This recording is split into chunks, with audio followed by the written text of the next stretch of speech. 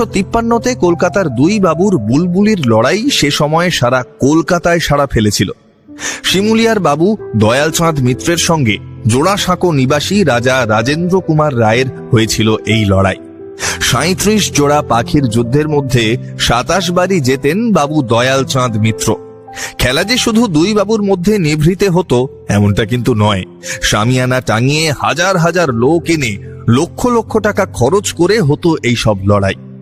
এই বাবুয়ানা নিয়ে একটি অদ্ভুত গল্প কিন্তু আমাদের ঝুলিতে আছে।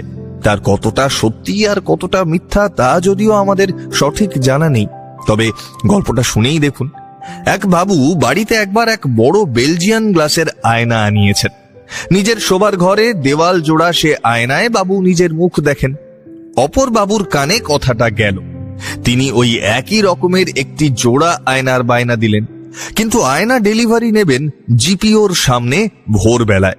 সেদিন সকালে আয়না আসতেই বাবুটি অপর বাবুর নায়েবকে নিয়ে নিজের ফিটন গাড়িতে উঠলেন।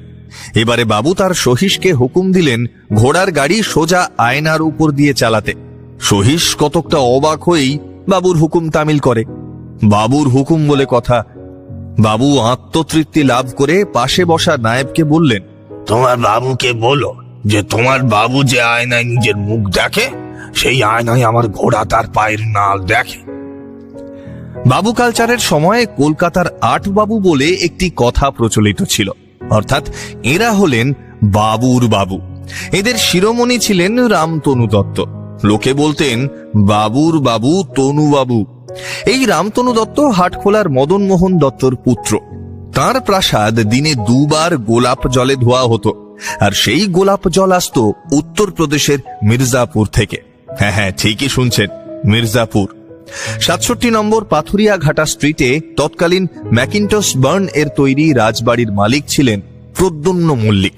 তার খেয়ালই ছিল বাড়ি কেনা আর গাড়ি কেনা। তার যে 34টি গাড়ি ছিল তার মধ্যে 10টি ছিল রোলস রয়েস। তবে জীবনের শেষটা খুব মধুর হয়নি তার। দেনার দায়ে শেষ পর্যন্ত সস্ত্রীক পালিয়ে মধুপুরে চলে যান। এক রাত্রে গুলি করে স্ত্রীকে হত্যা করে তারপর নিজেই আত্মঘাতী হন। তবে তার বংশধর মতিলাল মল্লিকের বাড়ি এখনো রয়েছে রবীন্দ্র সরণিতে। সে বাড়ি ঘড়িওয়ালা নামে খ্যাত, কারণ মতিলালের ছিল ঘড়ি কেনার খেয়াল। যদিও সে বাড়ির মাথায় যে কুক অ্যান্ড কেলভির ঘড়িটি আছে সেটি লাগিয়েছিলেন আশুতোষ মল্লিক। ও কুক অ্যান্ড কেলভির ঘড়ির কথা বলতে মনে পড়ল, কলকাতায় কিন্তু একটি কুক ও কেলভির ঘড়ি আছে যেটির হরফ বাংলায় লেখা। জানেন না বুঝি সে গল্প? উপরে ডান দিকে দেওয়া আই লিঙ্কে সে পর্বটা শুনে নিতে পারেন আপনারা। যাক সে কথা।